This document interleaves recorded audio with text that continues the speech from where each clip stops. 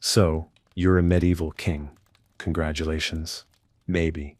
Let's see how long you last. Before we dive in, make sure to hit that like button and subscribe if you're enjoying these slow, sleepy steps through the weirdness of history. And tell me, where are you listening from tonight? And what time is it there? I read every comment. You might be on a train, in bed, or under a blanket somewhere trying not to think about Monday. Either way, I'm glad you're here. Now then, dim your lights. Pull your covers a little closer. Let the sound settle into the room, and let's begin. You wake up to bells. Not gentle chimes or soft birdsong. No. This is the 1300s. It's the clanging of iron bells from the chapel tower below your window, ringing not out of reverence, but out of pure spite. It's 6 in the morning, maybe. No clocks yet, just the noise. You're in bed. Well, sort of. Technically, it's a bed. 4 thick posts carved from oak, draped in fabric so heavy it could survive a siege. The mattress is stuffed with straw, feathers, and probably at least one rat who pays rent in fleas. The blanket on top smells faintly of wet wool and unspoken royal secrets. You blink. You're alone. That's rare. Normally your wife, your consort, your favorite mistress, or one of your 8 royal hunting dogs would be somewhere in this bed, taking up most of the space. But this morning, just you and a draft. A very pointed, deliberate draft sneaking in under the door, like it has a political agenda.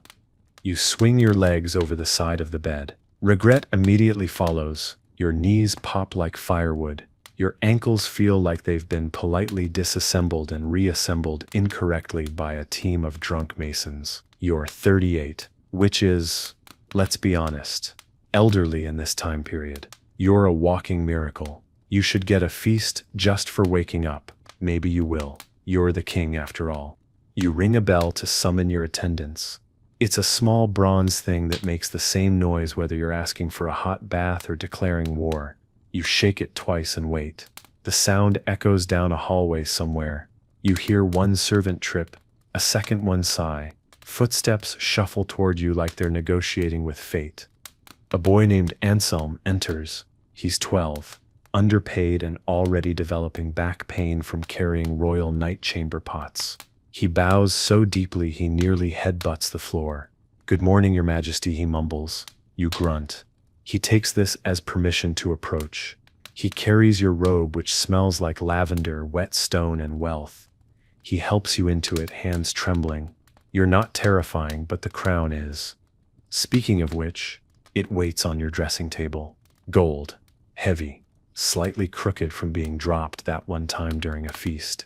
You remember, you'd had 6 cups of wine and tried to toast yourself. The crown didn't forgive you. You glance at it now and feel the same old weight in your chest, not from the gold, from what it means. The crown doesn't care that your knees hurt, that your brother-in-law wants your throne, that your people haven't seen a tax reduction in 3 reigns. The crown just waits, silent, judgmental, and always a little dusty. Anselm clears his throat. "Shall I fetch the royal physician to inspect your foot, sire?" You look down. Yes. Your royal foot is swollen. Again, red. Unforgiving. Probably the venison. Probably everything. But you wave him off. Later. For now, you shuffle toward the window, robe dragging behind you, crown still untouched. You look out at your kingdom. At the mist curling over the hills, the rooftops glistening with frost, the town waking up beneath your rule. You sip from a goblet left out from last night. It's lukewarm wine and regret. And somehow, despite the gout, the loneliness, the cold, and the endless weight of decision, you still feel like a king. It's not even breakfast, and you already feel like you've lived an entire reign. Anselm is still hovering, nervously brushing lint off your robe that may or may not be alive. You don't stop him. He needs to feel useful, and you need someone to absorb your quiet royal dread. You finally give in, and sit down in the dressing chair, the one with the lion carved into the back, and the seat that creaks ominously every time you shift. You suspect it's a metaphor. 2 more attendants arrive, this time with hot water and oils. They bow. One murmurs, "For the face, your majesty." You lift an eyebrow. "What's wrong with my face?" They freeze, eyes wide. "Nothing, sire, just morning dew." You nod slowly. Morning dew is now court language for bags under your eyes and a beard that's been trying to unionize. You endure the ritual. A damp cloth, oil that smells like crushed rosemary and regret, and a blade so dull it might as well be ceremonial. They shave you like you're a relic, delicate with reverence and zero urgency. You have to sit perfectly still while trying not to sneeze, sigh, or twitch. You're the king. But in this moment, you're at the mercy of 3 men with nothing to lose and 1 sharp object. After, the final layer, the crown. You don't put it on yet. You just hold it. It steps heavier today. Then the door opens, and in comes your Lord Chancellor, voice already mid-sentence, scrolls in hand, powdered wig askew, like it survived a minor storm. He doesn't wait for an invitation. He never does. His name is Everard, and he's the most efficient man you've ever met, and the most exhausting. We have 6 petitions from the guilds, 3 border complaints, a goat theft in Alderwick that somehow escalated to accusations of sorcery, and the bishop is waiting to see if you'll approve a new chapel roof made entirely of lead. You haven't even had breakfast. You wave vaguely. "Bring me the goat one first." He blinks. Truly, you nod. You know exactly what you're doing.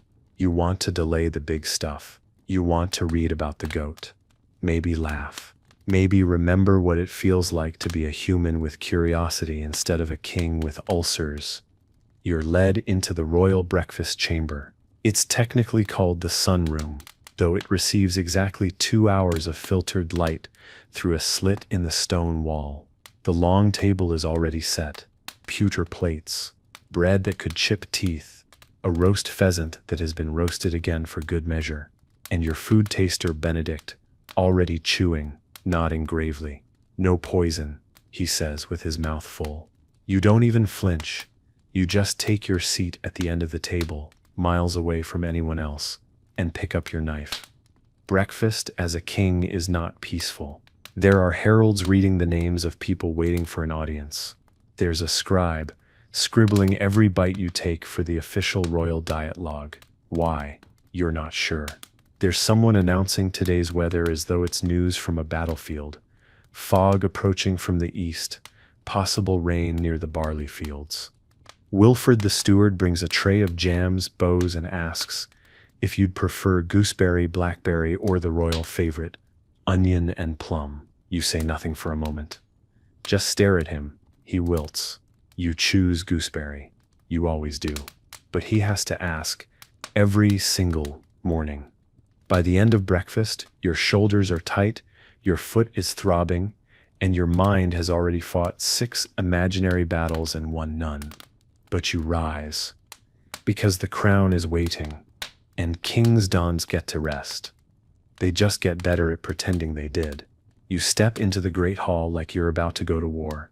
Because, in a way, you are, not with swords, not with horses and banners, but with words, with requests, with complaints delivered by people in robes who haven't done a day of physical labor in their lives, but still talk like they've carried the kingdom on their backs. You sit at the high-backed throne at the head of the hall and try not to groan too loudly. The throne itself is terrible, not metaphorically. It is quite literally a wooden torture device with cushions so thin they might be painted on. The armrests dig into your ribs. The back is carved with lions that seem to judge your posture. You shift once, regret it instantly. The room fills with voices, murmurs, footsteps, the sound of men in boots trying to sound more important than they are. The courtiers begin to line up. A man from the fishing guild bows and presents a scroll. He talks about boat taxes, then something about eel rights. You're not sure. You nod politely while your mind drifts to the pheasant you didn't finish at breakfast. Willett, your royal falconer, appears next. He's still got feathers in his beard and a look on his face like he just remembered something very important, but refuses to say it. Your Majesty, the hawks have taken a liking to the Chancellor's wigs.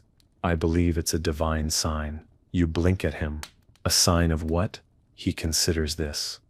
The collapse of judicial vanity? You sigh. Tell them to aim lower next time. Next comes a dispute between two barons about a hill. One says it's his because he peed on it when he was 12. The other says it's his because his father died near it. You resist the urge to call for a coin toss, and instead ask for maps. They don't have maps. They have feelings. The debate goes nowhere. You send them to discuss it with your scribe in the hall closet until someone cries. Everard, your chancellor, returns like a wasp in human form. Sire, we still must address the matter of Prince Baldwin's request for additional lands. You inhale through your nose. Baldwin, your cousin, known for hunting inside monasteries and calling every woman he meets wench, even if she's holding a sword. Tell him I'll give him land when he stops setting fire to other people's. The bishop enters next, robes so long they've collected half the castle's dust. He bows with one hand and adjusts his beard with the other. Sire, the chapel roof leaks onto the altar. We propose melting down 3 silver candlesticks to fund repairs. You raise an eyebrow. Which candlesticks? He hesitates. The ones gifted by your late mother. You smile without humor. Then I propose you find a new roof and keep your hands off my mother's candlesticks. You don't get up. You don't shout. You don't storm out. But the room falls quiet anyway. That's the power of the crown. You can wound with a whisper. At midday, you finally rise stiff, sore, drained. You're ushered to a side room for a moment of reprieve. A steward offers wine. You accept without speaking. You sit in a smaller chair, less ornate, more merciful, and drink in slow gulps. The fire crackles nearby. You stare into it. This is your kingdom. This hall, these voices, this noise. And though it exhausts you, though it gnaws at your patience like a bored terrier, you belong to it, just as it belongs to you. You remain in the solar longer than planned. The fire has softened your joints a little, and the wine, imported, sharp, expensive enough to offend the peasants, is taking the edge off your temper. You swirl it in the goblet like it's going to give you answers. It doesn't. It never does. The room is quiet, except for the fire and the sound of someone sneezing in the hallway and pretending they didn't. You think about ignoring the afternoon session entirely, just not showing up, pulling your robe tighter, drawing the curtains, and claiming a noble illness. The king has a humoral imbalance, Everard would say. He requires rest, leeches, and boiled roots. No one would question it. Not publicly. But you don't. Because kings don't get to disappear. Not unless they want their cousin Baldwin to slide onto the throne while they nap. You stand, slowly, one vertebra at a time. Your knees sound like a basket of walnuts being stepped on. You wince. You're starting to suspect the royal physician is avoiding you out of professional shame. You may be the only king in history with a limp caused by ceremonial dancing. You pull your robe tighter and step back into the corridor. The castle is buzzing now. Servants bustle past like bees with bad posture. A messenger from the north has arrived and looks like he's been dragged here by a mule and the will of spite. He smells like wet leather and anxiety. He bows so low his cap nearly catches fire from the torch beside him. A report from the border, sire. You take it, unroll it. It's smeared, damp, and mostly legible. There's trouble again. There's always trouble. Bandits, this time, or rebels, or just hungry farmers who got tired of watching tax collectors ride past on horses fat from the king's grain. You stare at the paper. You know what Everard will suggest. Send troops, show strength, make an example. But you remember what your mother once said. You only scare people into silence, not into loyalty. You fold the scroll and tuck it away. Later. For now, the council chamber awaits. It's worse than usual. Everyone's talking at once. Maps are unfurled. Coins are scattered on tables to represent troops. Someone's arguing about harvest projections. Someone else is mad about hay. Hay. You close your eyes briefly. Breathe. Imagine you're anywhere else. On a boat, in a tavern, even in a muddy field as a common man. If it meant 5 minutes of peace, you raise a hand. Slowly, the room quiets. No need to yell. Your silence has more power than their noise. We will send riders north, you say, but with grain, not swords. Let them eat first. If they burn it, then we march. Everard bristles. The bishop frowns, but no one speaks. And just like that, you've bought yourself a little more time, a little more quiet, and maybe, just maybe, a little more sleep tonight. The meeting ends with a slow unravel. Council members shuffle out like monks after a sermon, all pretending they weren't just 2 minutes away from drawing swords over wheat tariffs. Everard lingers, of course. He always does. You give him the usual vague wave, the universal royal signal for leave. Me alone, but pretend I dismissed you formally. He nods like it was his idea, and disappears down the corridor, already muttering about parchment. You step into the library, one of the few places in the castle where the silence feels like yours. The fire's low, the shelves are tall, and the smell of old books and dust and forgotten promises hangs thick in the air. You love this room, not because you read often. Half these books are in Latin, and the other half were copied by monks with terrible handwriting and strong opinions, but because it's still, and stillness is rare. You pull a scroll from the shelf. You don't even look at the title. You just sit in the window seat, the one that overlooks the south orchard, and pretend you're here because you have scholarly intentions. Really, you just want to sit and not be asked a question. You unroll the scroll and let your eyes blur over it. Something about irrigation, possibly poetry, hard to say. Down below you see the orchard keeper chasing a goose with a broom. You watch, expressionless, as the goose wins. Again, you suspect the goose may be possessed. You make a mental note to bring it up with the bishop, right after you approve his roof of silver-plated hubris. Your stomach growls, loudly. And now you realize you never finished breakfast, or lunch, or anything that wasn't politically seasoned. You think about calling for something simple. Bread, cheese, a boiled egg, that doesn't come with a garnish the size of a boat sail. But you already know what would happen. 5 servants. A silver platter. 3 courses. Applause. You stay hungry. That's easier. There's a knock on the frame of the door. It's Tilda, one of your oldest attendants. She's been with the castle longer than some of the stones. She doesn't bow. She doesn't need to. She just gives you a look that says you've been in here too long, and I know it. In her hand, a small plate, bread, cheese, and 1 fig, slightly bruised. She sets it on the table beside you without a word. You glance up. Thank you. She grunts, then walks out. You sit there a while longer, chewing slowly, staring out at the orchard, scroll still open beside you like a prop in a play you no longer care to perform. You are still wearing the crown.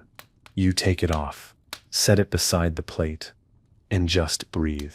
Afternoons as king are strange. You're not expected to do anything specific, just be available, which is, in its own way, worse than being busy. You're a statue with a pulse. A man dressed in velvet who exists to be stared at, interrupted, and occasionally bowed to. Most days you wander the quieter wings of the castle, not because you have business there, but because it's one of the few places where people don't find you. Today you end up in the gallery. It's long, cold, and lined with portraits of your ancestors, most of whom look like they died of either boredom or gout. One of them, your great-grandfather Alaric, is painted holding a scepter with one hand and a squirrel with the other. No one knows why. You've asked. No one answers. You pause before your own unfinished portrait. It's been stuck in progress for 6 months.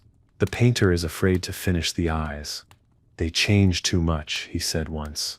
You're not sure if it was an excuse or a compliment. Maybe both. Right now, it just means your painted face has a very detailed nose and a disturbingly blank stare. You keep walking. The guards nod as you pass. One sneezes and tries to bow at the same time, nearly hitting the stone wall. You nod, pretending not to notice. It's strange how exhausting it can be to be noticed everywhere and still not really seen. You step out into the small courtyard. The sun's low, and it spills gold across the cobbles like someone spilled treasure and didn't bother picking it up. You sit on a bench, one that creaks, because of course it does. Everything in this castle creaks, including your knees. A child runs by, someone's son. He doesn't bow, doesn't stop, just laughs and chases a stick like it's a dragon. You watch him, remembering a time when you did the same, before crowns, before councils, before waking up every day with a list of people who need you to decide what kind of bread they're allowed to sell in their village. You close your eyes for a moment, just to listen. There sits a bird, in the ivy above the wall. A soft breeze moving through the trees. Distant clang of training swords down in the yard. And for a fleeting moment, no decisions to make. No titles, no duty. Just you. Sitting, breathing, being. The moment doesn't last. Footsteps approach. A page, panting.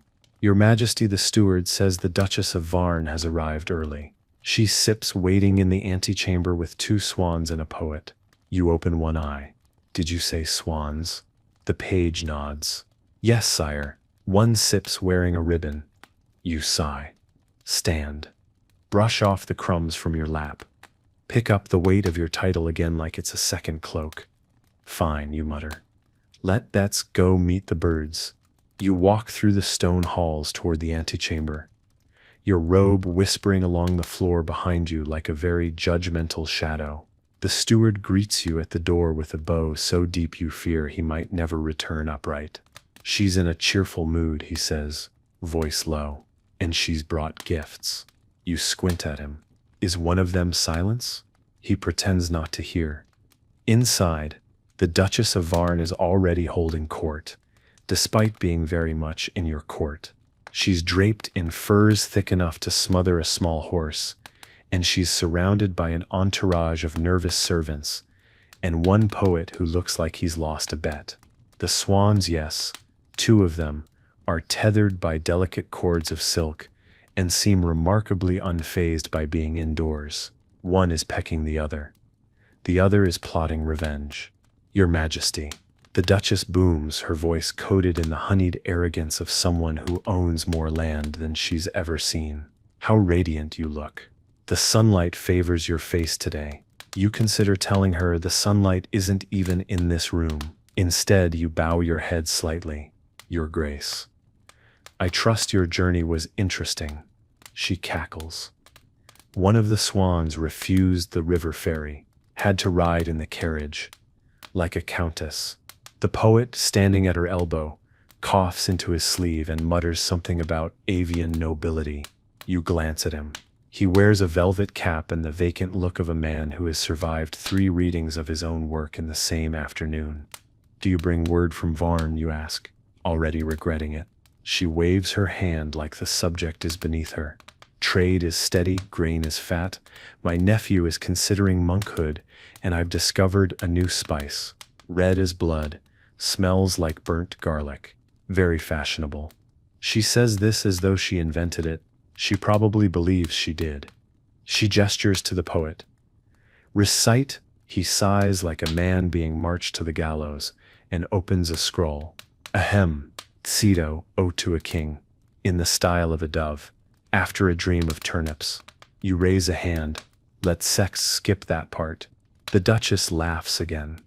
He's shy, she says, patting your arm like you're a wayward child, instead of the man who could, with a single nod, have her banquet hall filled with goats. Now, Your Majesty, I simply must talk with you about expanding the Eastern Road. You see, my swans need a smoother ride. You stare at her for a beat. Is this a metaphor, or are we still talking about actual swans? Both, she says brightly. An hour passes.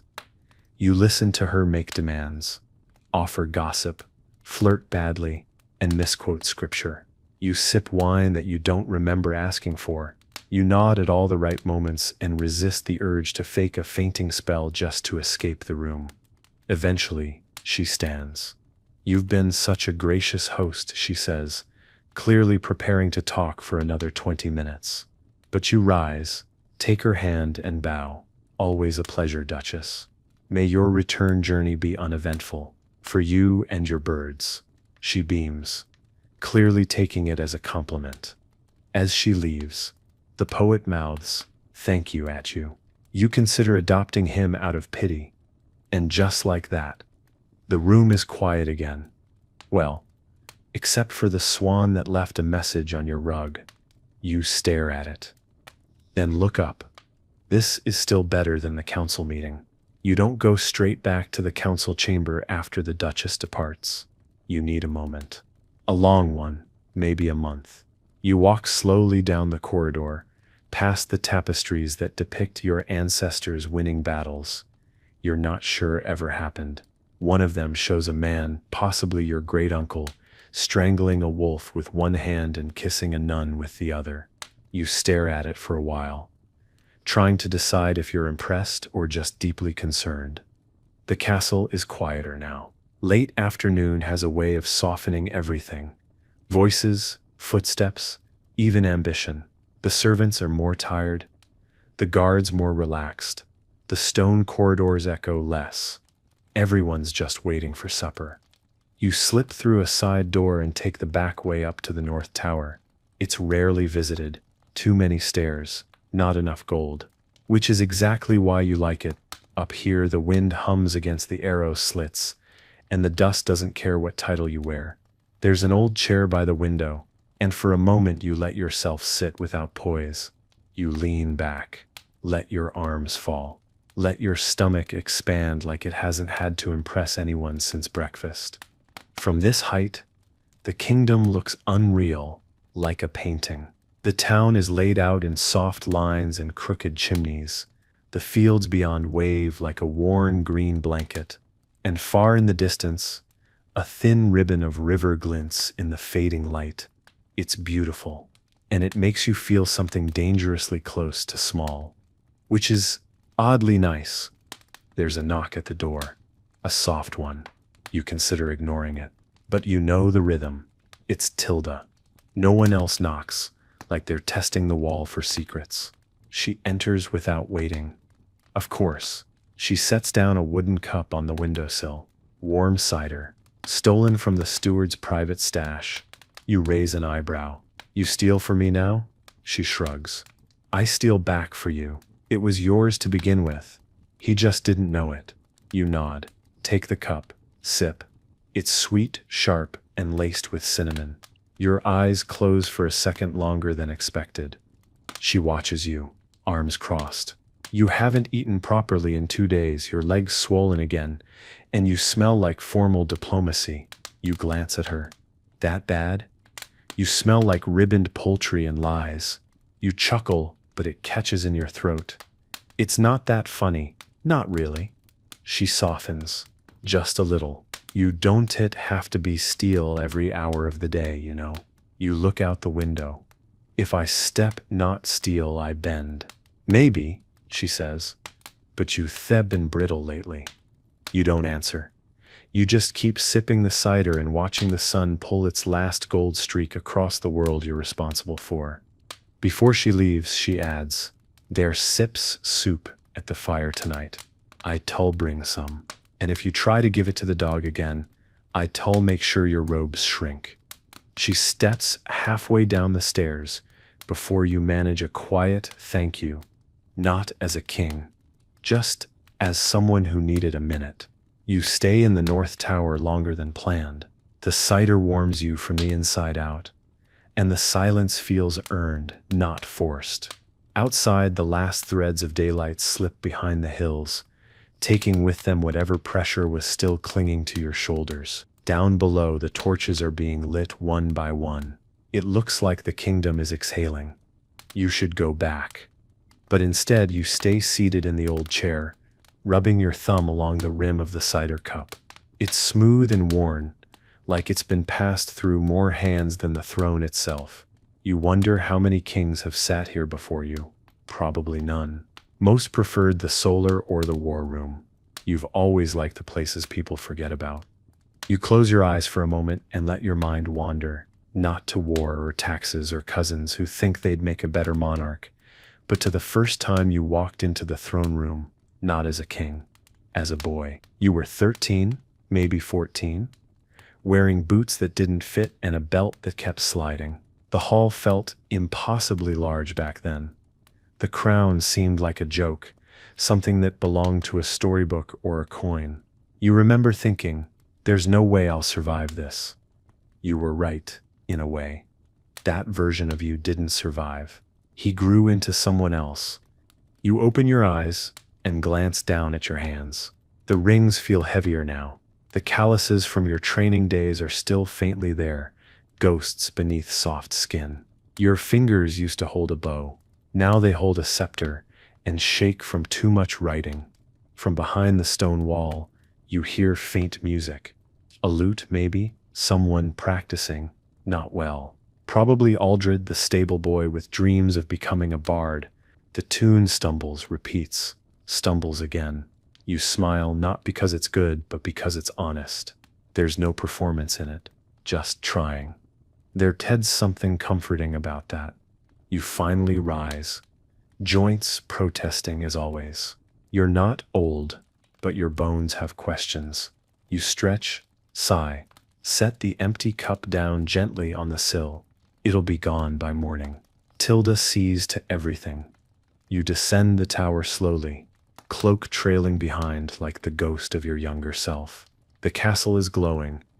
Now candles in alcoves, hearths burning low, the distant echo of someone laughing in the servants' quarters. You envy them sometimes. Not their work, but their ease with each other. At the bottom of the stairs, a scribe nearly walks into you. He stammers, bows, drops a scroll, picks it up, bows again. You wave him off gently. Don't sit worry. I was never here. He smiles. A real one, then scurries off. And for the first time today, you feel less like a king, and more like a person wearing a crown that finally fits. The castle changes at night. It exhales. The stones seem warmer, the torches lower, the footsteps softer. You make your way through the halls not like a monarch surveying his domain, but like someone slipping back into something familiar. You don't need a procession. You don't want one. The guards nod but don't follow. Tilda must have told them. It's that kind of night. You pass the chapel, quiet now except for a single flickering candle and the faint scent of old incense and even older confessions. Someone's inside, whispering a prayer that probably has nothing to do with you, and for once, that's a relief. You enter the lower hearth hall, a tucked-away chamber near the kitchens, where the air smells like ash, onions, and the past. It's where you go when you want to eat without being watched. No trumpets, no feast, no taster waiting to die heroically. Just a bowl, a spoon, and enough space to sit without needing to sit up straight. Tilda's already there. Of course. She gestures to the seat closest to the fire and hands you a bowl before you even say anything. It's hot, thick, and full of things you can actually name. You eat in grateful silence, letting the warmth of the broth chase the chill from your spine. Still wearing the crown, she says eventually. You reach up, startled, and then laugh. It's become such a part of you that you forget it's there. You pull it off and set it on the bench beside you. It looks oddly small now, like something a child might pretend with. Tilda pours something dark and strong into a second cup and hands it to you. Careful, she warns. It bites on the way down. You sip. It does. But it also numbs your gums in a comforting way. You raise the cup in her direction. You could rule, you know. She snorts. I already do. You're just the figurehead. You nod. You're not entirely sure she's joking. Willett appears not long after.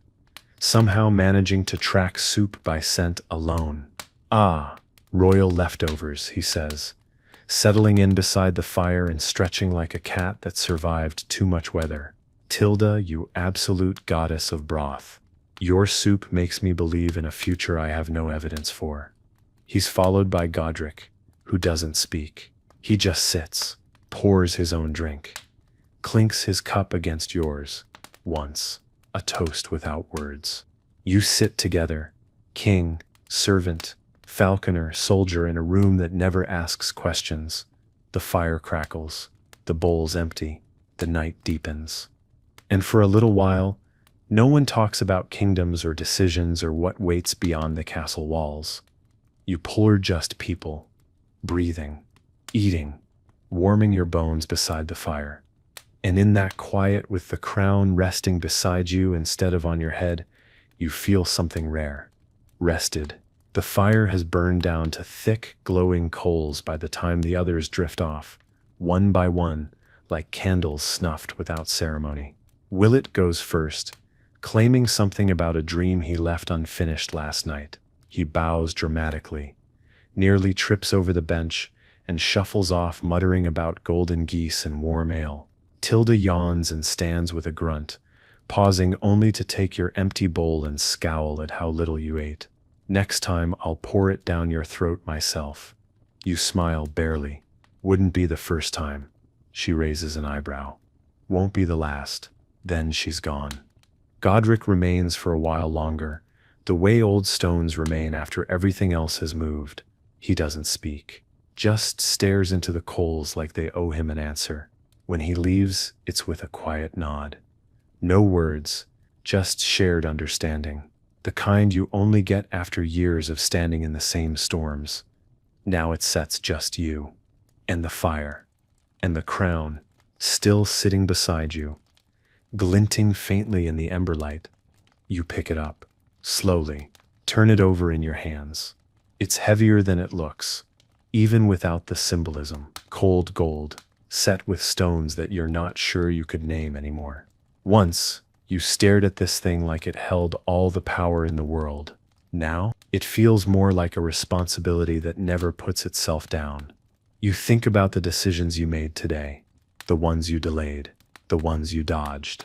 You think about the Duchess and her swans, about the young boy chasing the stick in the courtyard, about the border scroll you still haven't answered, about the woman you nearly married years ago, who didn't want a throne, just a garden. Your life is a chessboard, and most days you're pretending to know which piece does what. You set the crown down again, gently, not out of disrespect, but because you know you'll need it tomorrow, and tomorrow will come. You rise slowly, the bench creaking in protest. Your joints ache. You rub your temple. You tell yourself you'll sleep. But kings rarely sleep. Not really. They rest in pieces, in borrowed hours. You leave the hearth room through the side door, the one the guards forget exists. The corridor is dark, torchlight flickering like it's trying to whisper secrets to the walls. Your footsteps echo, softer now, slower. No one's watching. You don't need to perform. You reach your chambers. The door is slightly ajar. You pause. Listen. Nothing. Just the low hum of castle silence. You step inside. The bed is large, empty, already turned down by hands you didn't see. You sit on the edge. Untie your boots. Exhale through your nose. Your head feels too full and too hollow at the same time. You lie back. Let the dark settle over you. And before you drift off, you whisper to the ceiling, almost amused. Let's see if I get it right tomorrow. Morning finds you the way it always does. Uninvited, a little rude, and entirely too early. You wake before the bell, which is both suspicious and cruel. There's a window high in the corner of your chamber, just enough to let in a sliver of gray light and a draft that seems personally offended by your existence. Your eyes open slowly. You stare at the ceiling beams, waiting to remember who you are today. For one glorious second, you almost forget you're king. Then your foot cramps, your back protests, and your bladder reminds you that royalty has nothing on biology. You sit up with the grace of a sack of barley. The mattress groans. It's been restuffed twice this year and still manages to feel like sleeping on guilt and horsehair. You swing your legs over the side and immediately step on something cold. A scroll, of course. Why wouldn't your nightstand be leaking royal paperwork? You rub your eyes. Something in the corner of your mind is already whispering about unfinished council matters, unresolved land disputes, and that envoy from the Eastern Isles who smells like pickled fish and wants an audience again. You inhale, exhale, swing your shoulders once, twice. The joints pop like kindling. There's a knock at the door. Not loud, not soft, just insistent. It's Anselm. You don't even need to ask. Enter, you mumble, still blinking the world into focus. The boy shuffles in with a tray. Porridge, bread, buttered bread, a single boiled egg, one piece of fruit that looks optimistic about its own freshness. Breakfast, sire, he says, eyes on the floor. He always looks like he expects to be yelled at. You don't yell, you just nod. He sets the tray down carefully like it might explode. He hesitates. Then, the steward says the bishop is waiting. Of course he is. You take the bread, chew slowly and mutter around it. Let him wait. Anselm hesitates again. He wants to say something. You glance up. Out with it. He fidgets. Did you sleep well, Your Majesty? You blink. It's such a normal question it nearly catches you off guard. You nod. Slowly. Well enough. He nods too. Like that answer matters to him. Maybe it does. He turns to go. Stops again. One of the kitchen boys says there's a cat nesting in the chapel roof. You raise an eyebrow. Is it pregnant or pious? Unclear, he replies seriously. Then he's gone. You finish the bread. Leave the egg. You've never liked eggs in the morning? You rise, stretch, and shuffle toward the robe waiting by the fire. You drape it over your shoulders. The crown, for now, stays on the table. You stare at it. Let it stare back. And then, quietly, you mutter, you and I again then. Another day. Another roll. Another round of pretending you're not as tired as you feel. By the time you reach the throne room, the hall is already alive. Not lively, just alive. Buzzing with voices, papers rustling, boots clacking, and the faint smell of too many bodies trying to act like they didn't just sprint here to be early. The herald announces you in the usual voice, booming, theatrical, about 2 syllables too long on your name. You wonder, not for the first time, if he practices his dramatic pauses in front of a mirror. Probably. You walk the length of the hall slowly. Not out of pride, but because your left knee is sending you warnings. You've stopped trying to disguise the limp. Everyone's seen it. Pretending otherwise just makes them nervous. The throne sits on its raised dais, like it always does, looming cold, built to be more statement than seat. You ease down into it, biting back a wince. The cushion is still too thin, and the carved lions on the arms are still just as judgmental. You adjust your robe, shift your shoulders, pick up the scepter. Everard is already mid-scroll, eyes alight with bureaucratic glee. First item, sire. The grain merchants of Westmere request a reduced levy, citing the unusually damp spring. They've included samples. You raise an eyebrow. They sent wet wheat? He nods. In a pouch. Slightly moldy. You wave him on. Tell them I admire their commitment to theatrics. But no. Next. A visiting knight from the south. Sir Elric something, broad-shouldered. Hair like a sunset. The kind of man bards write about because he makes for easy metaphors. He bows, flourishes, and offers you a sword you don't need. For your glory, sire. You resist the urge to say you already have a drawer full of glory swords, and most of them are decorative. Instead, you nod. Put it with the others. He offers a tale of slaying a boar the size of a wagon. The court gasps in all the right places. You sip water and pretend not to yawn behind your goblet. The bishop frowns at the mention of blood. You suspect he thinks meat should be blessed before it's hunted, which raises interesting logistical concerns. Next, an old woman from the far western hamlets. No title, no entourage, just a basket of something wrapped in cloth. She curtsies low, lower than she needs to, and presents you with a pie. You blink. "Is this for me?" "For your table, sire," she says, "and your patience. You've not raised taxes in our village in 3 winters. We noticed." You pause. You weren't aware. Not directly. That was someone else's chart. But you nod and take the pie. It smells like cinnamon and something deeply humble. After she leaves, Everard leans in. "Should I test it for poison?" You glance at him, touch the pie, and I still have you taste every ink bottle in your office. The day drags. There are disputes about grazing rights.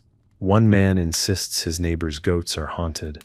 Someone else presents a poem about tax reform, which is the cruelest thing you've ever had to pretend to enjoy.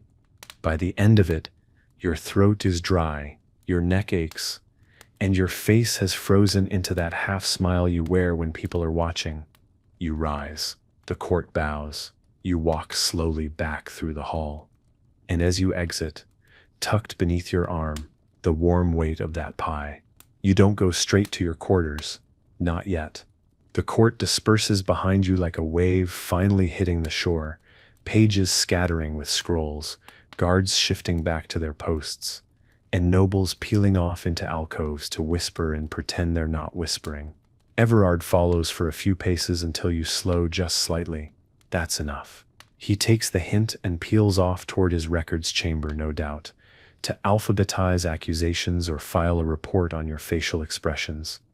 The pie is still warm. You hold it in both hands, walking slowly down the lesser-used corridor that leads to the old map room. It's one of those spaces no one's touched in years. Too drafty for meetings, too remote for eavesdropping, and full of parchment that smells like history and mildew, which is frankly perfect. The door creaks open, like it's surprised to be used. You step inside. The windows here are tall and narrow, dust streaking the light across the room in pale beams that cut through shadow like forgotten banners. Maps hang on the walls, some curling, some cracked, all out of date. You once ordered someone to update them. They nodded and promptly did nothing. You never followed up. You sort of like them this way. They're honest. You settle into a worn leather chair at the corner table. No ceremony, just a man with a pie in a room full of inaccurate borders. You unwrap it carefully. The crust's a little rough. The filling, a swirl of spiced fruit and something nutty, smells like it was made by someone who didn't rush. You break a piece off with your hands. No plate, no silver fork, no applause. And it's good. Not noble good. Not prepared by a chef who studied under a duke. Good. Just real. Comfort baked into form. The kind of food that doesn't try to impress. It just wants you to feel all right for a little while. You sit there in the silence, chewing slowly, gazing at a map that still shows the kingdom with a lake that dried up 20 years ago. You think about sending someone to fix it, then decide against it.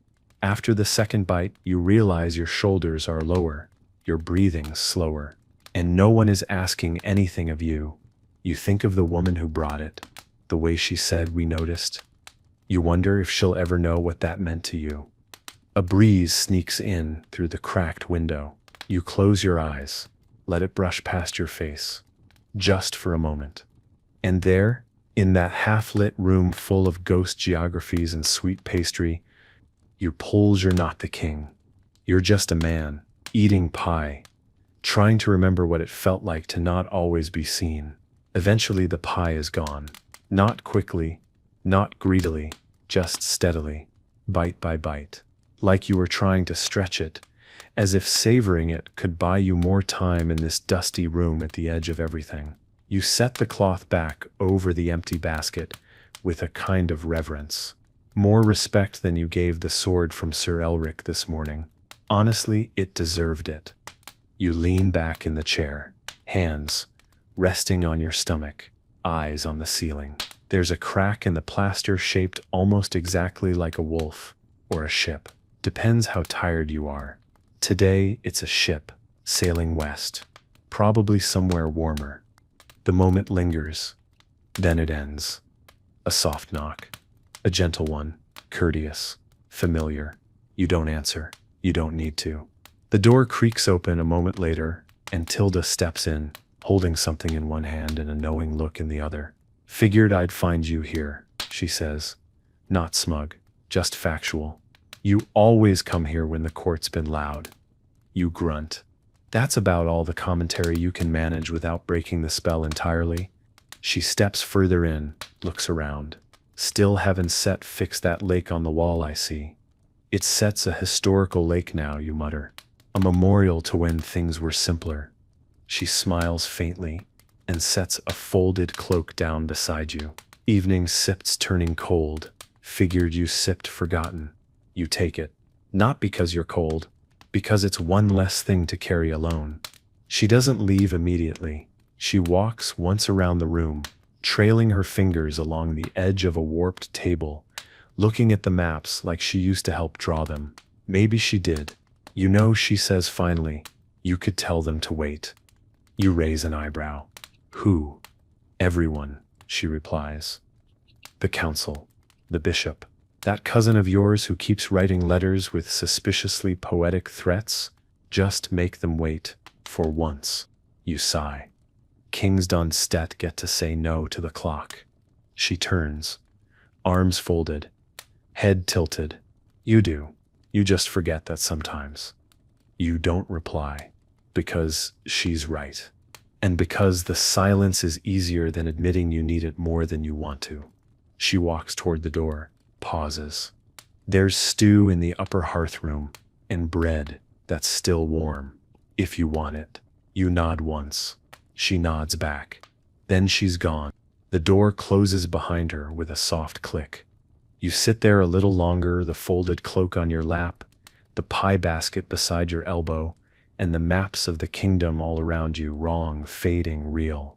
The crown waits for you somewhere down the hall. It always does. But for now, you are allowed to sit in a room where no one claps when you enter. The sun has dipped lower by the time you rise. The light has that end-of-day hue now, gold that's turned more copper, like a coin worn thin from too many hands. You stand slowly, the old chair creaking beneath you like it's offering one last complaint. You stretch, hear something in your back shift like a reluctant gate. Then, with one last glance at the cracked ship on the ceiling, you step out of the map room. The corridor outside is quiet, not silent, just respectful, the kind of hush that only happens after sunset in places made of stone and memory.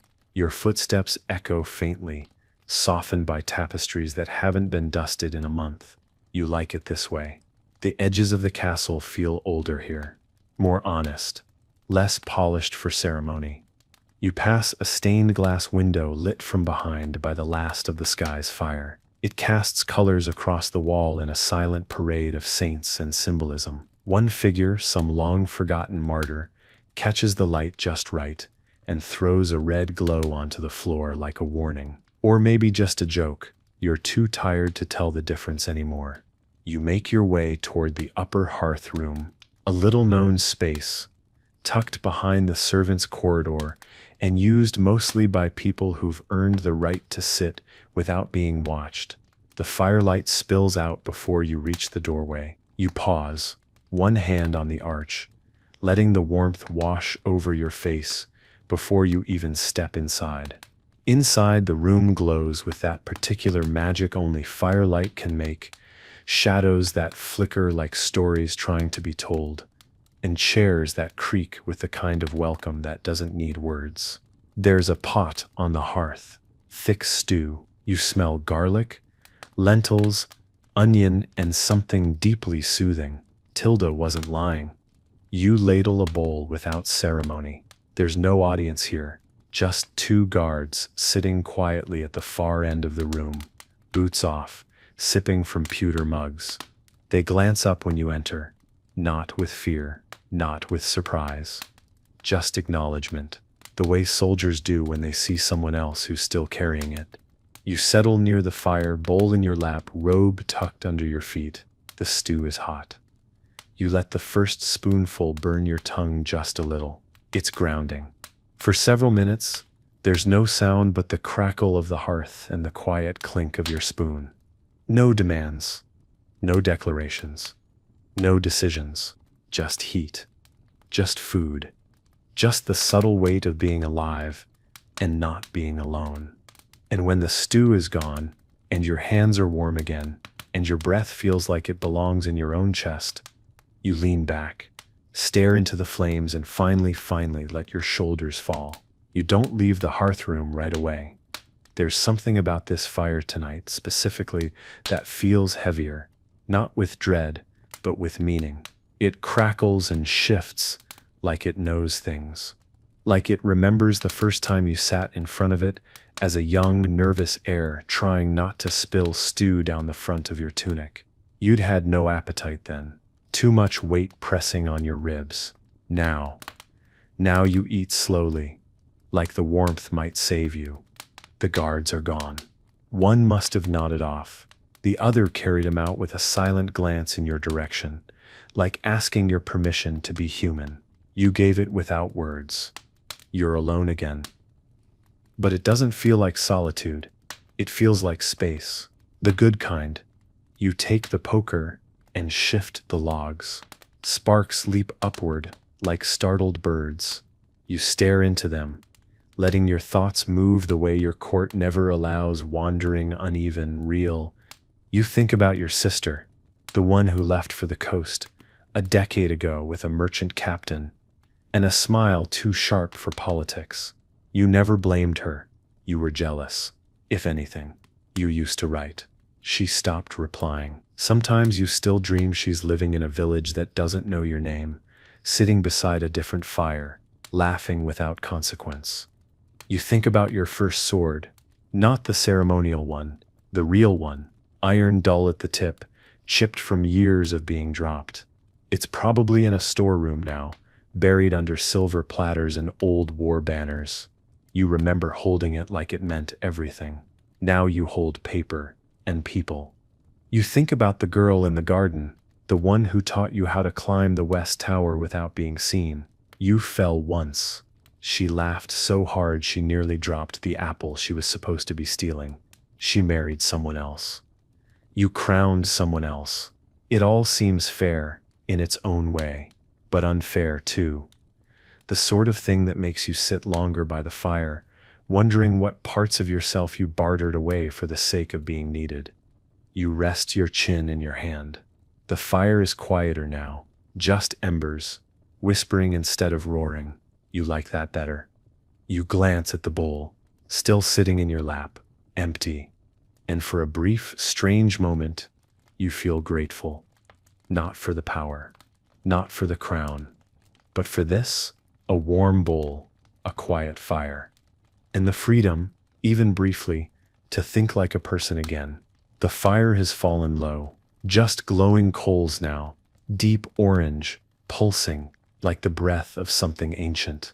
You don't move yet.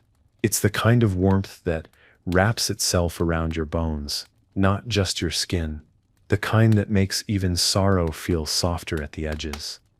You lean forward, elbows on knees, fingers laced loosely. The empty bowl sits on the bench beside you. There's a smudge on your thumb, maybe ash, maybe ink. You stare at it like it might offer you an answer. It doesn't. Behind you, somewhere down the corridor, a bell rings faintly, not urgent, just timekeeping.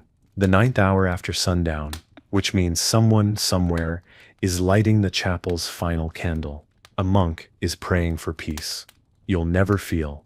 A scribe is cataloging decisions you haven't made yet. And someone in the servants' wing is probably sewing a tear in a curtain you didn't know had torn. It's strange, the machinery of it all. How the kingdom moves beneath you like gears you never stop hearing.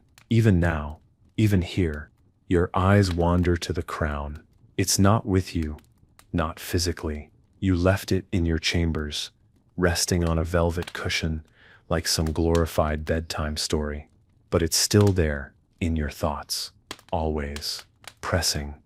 You wonder what people would say if they saw you like this, robe loosened, hair unkempt, shoulders hunched like a man half his age and twice his weight.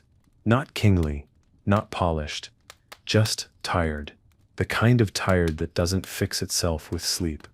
And you wonder how many kings before you sat in this exact posture, how many of them gripped the same silence, hoping it would teach them how to be more than ceremonial. You shift in your seat. Something clicks in your back again, a reminder that the body doesn't care about status. It just keeps score. There's a sound in the corridor. Footsteps. Light.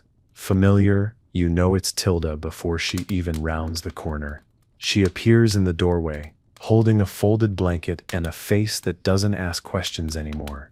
She doesn't speak, just walks in, lays the blanket over the bench beside you, and sets a small candle on the table. "Stay here if you want," she says gently. "I told them you were praying." You raise an eyebrow. "They believed that?" "They wanted to." She shrugs. "Let them." You nod. She starts to turn away, then pauses. The kitchen boys are baking honey bread before dawn. If you come down early enough, they'll pretend not to see you. You smile, faintly. That might be the most sacred offer you've had all week.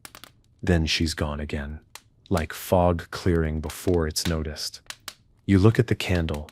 You look at the fire. And for a few more minutes, you decide to believe her. That you fear not being watched. That you stir just here. Just you. Just now. The candle burns low. You haven't touched it. You don't need to. The glow is enough. Steady, warm, and just bright enough to make the shadows feel like company instead of threat. You sit back again, slower this time, the blanket Tilda brought draped over your legs like a reminder that someone, somewhere, still sees the man and not just the monarch. The hearth has gone almost completely quiet. No popping logs now, just a bed of coals, smoldering like thoughts you've pushed down all day. You stare into it, watching as one ember pulses brighter than the others, then fades. A moment of fire, gone without ceremony.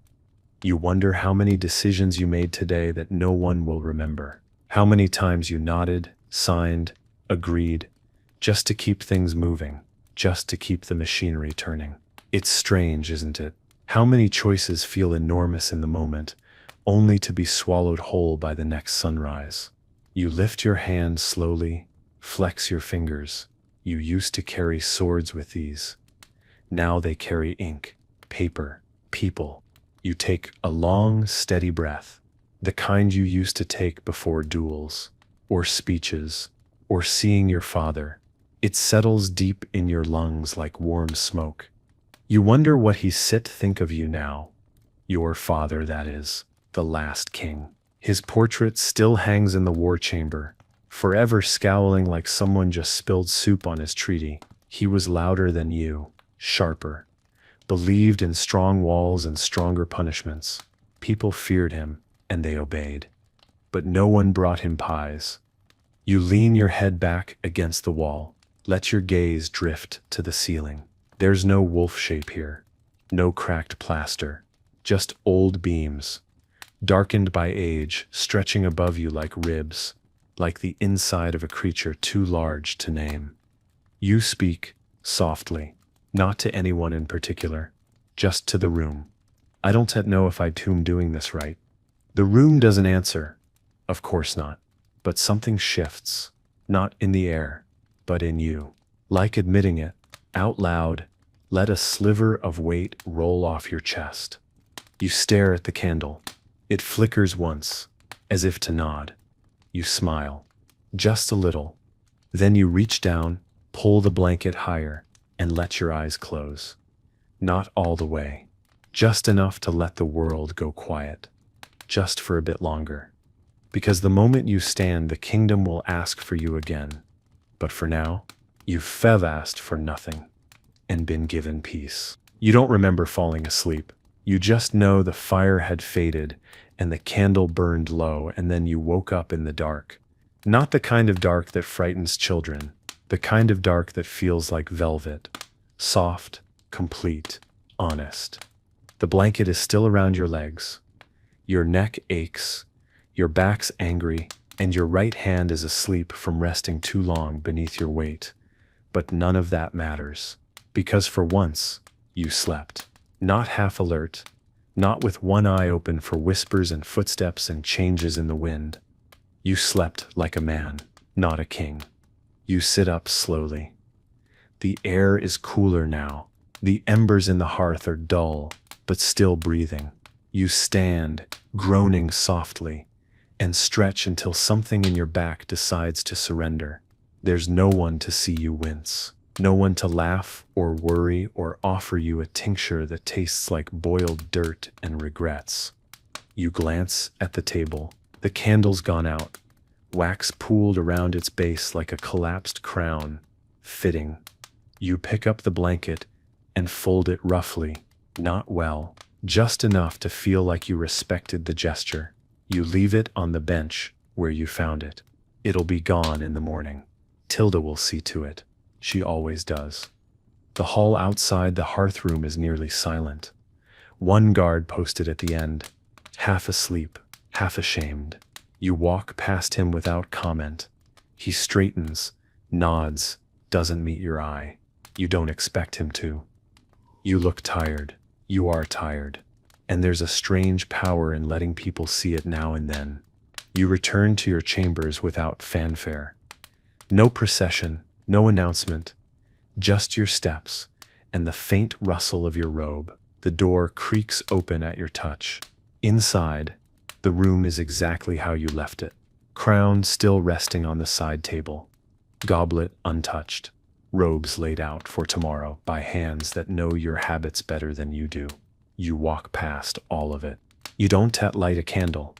You pull back the thick covers, heavier than they need to be, and slide into the bed. It's not warm, but it's yours. The mattress gives beneath you grudgingly. You lie back, stare at the ceiling, and you feel it again, that quiet, that weightless moment between one day and the next. The kingdom is still there, the throne, the maps, the questions, all of it waits. But tonight, they can wait a little longer. Because tonight you slept near the fire. And remembered who you were before the crown started whispering. And you didn't disappear. You endured. You wake to the sound of voices outside your door. Muffled, low, urgent but polite, like someone's trying to convince the morning not to be a disaster just yet. You blink slowly, letting the haze of sleep fall away in layers. The stone ceiling above you is pale with early light. The crown on the side table hasn't moved. It never does. Which is somehow worse. You sit up, slowly, carefully. Your body makes the same noise as your old war boots, worn, creaky, reliable. The air in the chamber is still. Not cold, not warm, just indifferent. There's a knock. Not the quiet kind from someone who wants to be ignored.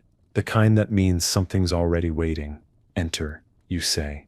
Your voice rough as bark. The door opens. And Everard steps in, hair already combed, robe immaculate, scrolls tucked under one arm like he's afraid the information might flee if he lets go. Apologies for the hour, sire. There's steps. Been movement on the northern border. Of course there has. You swing your legs out of bed. The floor is cold. It always is. You glance at the basin of water nearby.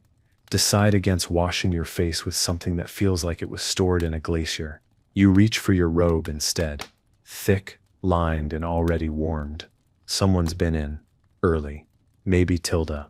You make a note to thank her. Quietly. Maybe with less sarcasm this time. Everard follows you across the chamber, already unfurling parchment. It's Stott's not an invasion, he says. Yet. Scouts spotted unfamiliar banners. A few riders, we don't have numbers. You take the scroll without looking. Let it hang from your fingers while you sit near the hearth. No fire yet, just ash. You poke it once with the iron rod. Nothing stirs, just like you. Everard pauses. Should we recall the captain from the southern road? Pull troops? You finally look up. No, not yet. We watch. Let them wonder if we stir sleeping. He hesitates, then bows and retreats. As always, backward and stiff, like someone who's been taught that the back of the king's head is sacred ground. You sit there for a while, robe drawn tight, scroll unread in your hand. It does not fear. It does not dread. It sits tired calculus. Because you know what happens next. You've seen it play out 100 different ways. A single wrong decision sparks 10,000 funerals. A single delay saves a village, or loses a castle. The crown never tells you which until after. You finally rise. Toss the scroll on the table. Let it wait. You pick up the crown, not because you're ready, but because pretending to be is part of the job. You place it on your head, the weight as familiar as breath now, and when you look into the polished silver tray, used as a makeshift mirror, you see it again, not just a king. A man shaped by obligation, held up by duty, still standing. You leave your chambers with the crown settled on your brow and the robe draped heavy over your shoulders, like it's trying to remind you who you are. The castle's corridors are cooler in the mornings, still waking up, like everything else. Fires haven't been built in every grate yet. The stone breathes cold. Your breath puffs in front of you as you walk, ghost-like. Servants nod and scatter. Guards straighten. Pages press themselves to the walls like nervous ivy. It's not fear. Not exactly. It's that quiet reverence people carry when they've convinced themselves you know what you're doing. You pass by a boy carrying a tray of apples. He drops one when he bows too fast. It rolls toward your foot and stops. You bend slowly and pick it up. You hold it out. He takes it back with shaking fingers. You nod once. That's all it takes. He'll talk about this for a month, like it was a miracle. You keep walking. Down past the tapestry of the Battle of Dunfield, where your great-grandfather is painted beheading 2 men at once, even though the records show he mostly negotiated and got dysentery. The colors are faded, but the story stays bright. That's the way of these halls. History here is only accurate if it flatters. You reach the council chamber and pause. You always pause. Not for drama, not even for nerves, just to remember. You put your hand against the doorframe, feel the old grooves in the wood. Imagine, just for a heartbeat, that you could walk past it, down the stairs, out the gate, into a day that isn't shaped by decisions and signatures and faces pretending they like you for reasons that start with politics and end in inheritance. But you don't walk past. You never do. You enter. The room rises. They always rise. Even when you're 5 minutes late. Even when you're wearing the same robe as yesterday, and your hair looks like you argued with your pillow and lost. You wave them down before anyone starts bowing too hard. Everard clears his throat. The scouts have confirmed the riders were from Garland. No official crest, but their colors match. He hands you another scroll. Their emissary is waiting in the outer court. You glance over the parchment. You already know the script. A veiled threat. A request for land they know they won't get. An apology for accidental trespass. The usual dance. You lower the scroll slowly. Look at your council. At the bishop. Already annoyed. At the general. Already planning a march. At the treasurer calculating how many horses you can afford to lose without upsetting the market. You say nothing. Because in this moment, your power is in the pause. And they all know it. The emissary is waiting in the outer court. Just as Everard said. You can see him through the archway. Tall, overdressed. Expression so neutral it almost looks smug. He's flanked by 2 guards who are clearly more muscle than mind. and behind him stands a scribe with ink-stained fingers and the wary look of someone who knows a poorly chosen word could start a war. You don't approach immediately. You let them wait. A king's silence is more valuable than gold. It costs nothing and buys fear. When you finally step into the sunlit court, the emissary bows just low enough to be considered respectful and just shallow enough to remind you he thinks he sets your equal. Your Majesty, he says, his voice as smooth as oiled leather. What a pleasure to stand in your kingdom again. Again you repeat, voice calm, eyes fixed. I must have missed your last visit. I assume it went as poorly as this one will. He smiles. It sits a politician, sits smile, all teeth, no warmth. Let sits not waste time. My Lord of Garland seeks peace. You raise an eyebrow. By sending riders across my borders without warning. They were scouts. Defensive precaution. You step closer. Just one pace. Enough to make the space shrink. Peace doesn't ride in with steel. It knocks on the gate with open hands. Behind you, someone stirs. The general, probably nodding, like a pleased vulture. The emissary shifts, adjusting his sash. There was no harm meant. No, you say slowly. But there may yet be consequences. That land belongs to farmers who have buried their sons under its soil. I steft ask your lord how many graves he intends to walk over on his way to diplomacy. He flinches, just slightly. A twitch at the mouth. You file it away. He offers a scroll. You take it. Unroll it. Read the same tired lines written in the same tired ink. Promises. Requests. Suggestions disguised as generosity. You scan it, then fold it without ceremony and hand it back. Tell your lord this. He may ride near my land, but he will never ride over it. The scribe looks pale. The emissary, to his credit, doesn't break character. He bows again. I will deliver your message with the grace in which it was received. You smile. Faintly. Try not to trip over the border on your way out. They turn. Leave. No one speaks until they're gone. Only then does Everard clear his throat behind you. A strong stance, sire. You turn to him, a necessary one. And in that moment, under the crisp air and the weight of a crown that somehow feels heavier outside than it does indoors, you remember exactly why they still fear you. Not because you yell, not because you threaten, but because when it matters, you never blink. You stand in the court a moment longer after the emissary leaves, letting the breeze comb through your robe and the silence settle back into place. Your counsel is still nearby, waiting, though none dare speak first. That's the thing about power. It isn't always in what you say. It's in how long others wait for you to say it. Finally, you turn back toward the hall. No further meetings today, you say, voice low but unmistakable. Everard starts to speak, thinks better of it, nods instead. He's learning. You walk back into the castle, slow and deliberate, every footstep echoing a little louder than it needs to. There's something about the sound of your own gait on these stones that reminds you you never walk for yourself. Not anymore. Every step is measured, watched, remembered. By the time you reach the solar, the adrenaline has ebbed. Your mouth is dry, your shoulders are tight, and the tension in your chest has turned into a quiet, familiar throb. You shut the door behind you and lean against it. It's not the conversation that drained you.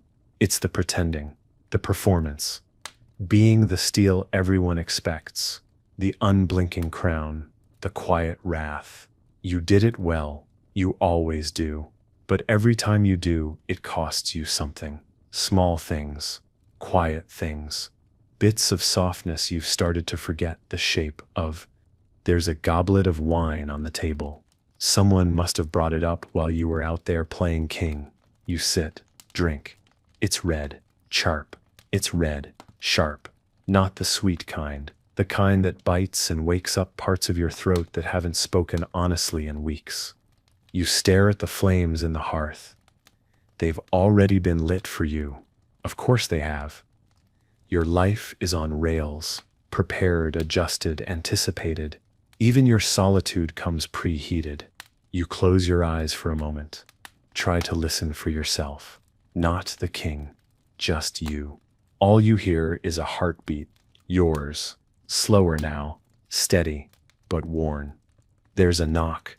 Of course there is. Always another knock. You don't answer right away. Eventually, a muffled voice. It sets Tilda. You open the door. She walks in, holding a plate. Bread and cheese, she says simply. You never finished breakfast or lunch. You glance at the plate. It's simple, generous, still warm. I was busy, you murmur. She doesn't argue, just sets it down and pours you a bit more wine. You did well out there, she adds. Didn't yell, didn't flinch. I wanted to, you admit. She shrugs. That's how I knew you were doing it right. You almost laugh. Almost. When she leaves, you sit alone again, plate before you, fire beside you, crown across the room like a pet that doesn't come when called. And in the flicker of the hearthlight, you eat. Slowly, quietly, as yourself. The cheese is sharp, the bread's soft at the center, crusted at the edges like a good memory, just tough enough to be real. You eat in the quiet, the kind that doesn't press in too tight but still lets your thoughts wander like they're looking for something they lost. You chew slowly, letting your jaw do something mundane for once. No words, no oaths, just food. The wine helps, though it burns a little more than it should. Maybe that's the point. The fire flickers nearby, casting its gold against the stone walls like it's trying to paint warmth into the room. It's doing a fair job. You catch yourself staring into it again, and suddenly you're somewhere else entirely. The memory comes without permission. A winter banquet, years ago. Before the title weighed so heavily, the hall had been decorated with ivy and frostbitten flowers that looked more noble dead than alive. You were seated at the high table, as always, but your eyes kept drifting toward the back, toward her. She wasn't royalty, not even close. A baker's daughter, you think, or a carpenter's niece. You never found out exactly. She had a laugh like warm cider and eyes that didn't blink when she looked at you. You spoke once, after the feast. Just once. She told you she liked the way you didn't speak unless it mattered. She vanished 3 weeks later. No scandal. No exile. Just gone. You don't even remember what excuse was given, only that her absence took up more space in your chest than anyone was supposed to. You haven't thought about her in years. But tonight the wine, the fire, the quiet, they open old doors. You sip again, as if the burn might blur the edges of memory. It doesn't. You push the plate away gently, not because you're full, but because the ache in your throat has nothing to do with hunger. The crown sits on the far table still, watching, always watching. You wonder how many kings have had nights like this, where they could taste what it meant to be alone, even while surrounded by loyalty. You rise from your chair, walk to the tall window, and look out. The courtyard is empty now. The torches burn low. The wind moves softly through the trees like it's humming a tune too old to name. You lean your forehead against the cold glass and close your eyes. The room is still. The kingdom sleeps. And for the first time in a long time, you let yourself miss something. Someone. A face you barely remember, and a version of yourself you haven't seen in years. You stay by the window longer than you meant to. The stone sill is cold beneath your hands, grounding. Below, the castle courtyard lies wrapped in silver shadow, moonlight stretching across the cobbles like silk someone forgot to gather. One torch flickers stubbornly near the gate, doing its best to hold off the dark. You know that feeling. Somewhere in the distance, a dog barks once, then silence again. You pull away from the glass, breath fogging the pain, and return to the fire. The plate's still there, one last corner of bread untouched. You pick it up without thinking, chew slowly, and find that somehow it tastes better in the quiet. Or maybe you're just noticing it more. You sit again, not in your chair of state, just the one by the fire, the one that doesn't care about posture or titles. The crown is still across the room. You haven't worn it since earlier today, but your neck still feels its shape. It's always there, even when it's not. You wonder if you left it behind one day, just walked out of the gates in a hooded cloak with no ring, no retinue, no name. How long would it take for anyone to find you, to realize you were gone? Would they send a search party? Or a replacement?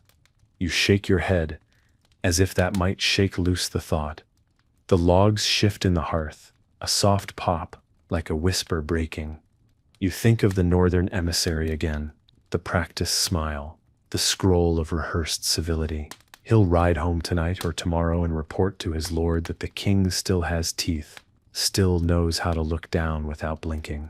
You did what you were supposed to, but no one will mention the moment you sat alone in this room, nursing wine and ghosts, wondering how a man can be feared by thousands and still feel forgotten.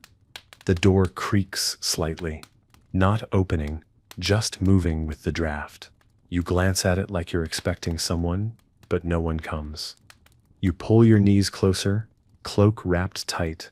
Your eyes flicker to the candle stub, barely holding on, wax pooled like a sleeping thought. It'll go out soon. And when it does, you till sleep. Not because you want to, but because you have to.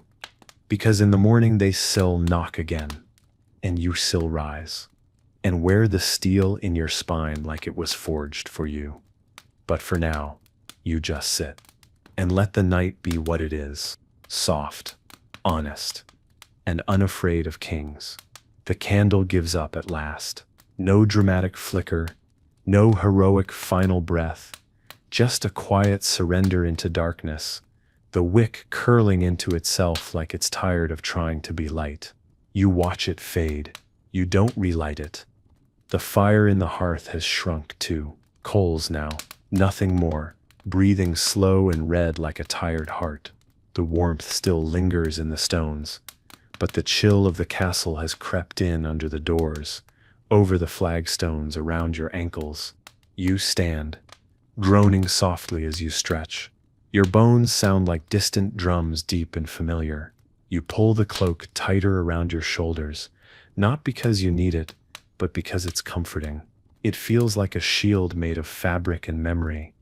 You carry the crown in your hand as you leave the room.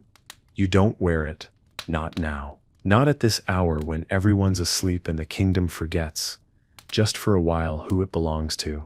You carry it the way a priest carries a relic, not for show, but because the weight feels earned. The hallways are dark, just torchlight here and there, flickering like nervous thoughts. You walk slowly, not because you're weak, but because the silence invites it. Your feet know the way. They've done this 1,000 times. Back to your chambers, back to the room where the day always ends, and the next one already waits. When you enter, the fire has been lit. Small, neat, obedient. A servant must have come while you were in the court, or the solar, or staring out at things that don't belong to you anymore. The bed is turned down, the sheets crisp, the air faintly scented with rosemary and sleep. You set the crown down on its usual place, next to the basin, above the worn wood of your writing desk, beside a sealed letter you've never opened. You sit on the edge of the bed, slowly remove your boots, flex your toes. For a brief moment, you let your head fall into your hands. The room doesn't judge you. The walls are too old for that. They've seen worse. Then, without ceremony, you lie back. The mattress sinks beneath your weight. The ceiling waits. And eventually, finally, your eyes close. You don't dream of war, or banners, or negotiations in stone halls. You dream of fog in the orchard, of soft dirt under bare feet, of someone laughing far away, and of waking up not as a king, but just as someone who remembers what it's like to belong to no one. Morning returns not as a sunrise but as sound. Footsteps outside your door, the soft rustle of fabric. Someone placing wood into the hearth with the same reverence they'd give a sleeping lion. You hear a kettle being set down, a match struck, then silence again. They're waiting, always waiting. You don't to open your eyes yet. You lie still for a while, letting your breath settle into the old rhythm. You know what happens the moment you move. The day begins. The crown tightens. The questions start. And the quiet, this precious quiet, vanishes like mist touched by sun. But eventually, you do move. You shift, stretch, hear your shoulder crack like an old door. You open your eyes. The fire is lit. The room is warmer than expected. The basin's been filled. Steam curls upward from the surface. You sit up slowly, pulling the blanket with you.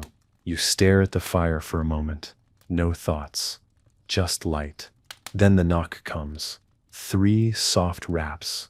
Anselm sips, rhythm, timid but dependable. Your Majesty?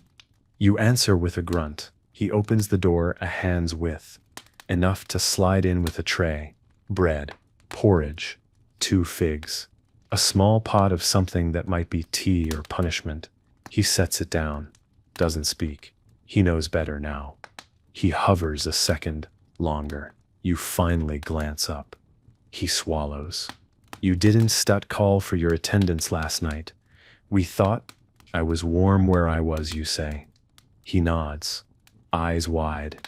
He thinks that's a secret, that you have a hiding place in your own castle. You let him believe it. Some truths are too strange to explain. As he turns to leave, he pauses. Should I polish the crown this morning? You look at it, still sitting where you left it. A little askew, like even it's tired of pretending. No, you say. Let it rest today. He blinks. Yes, Your Majesty.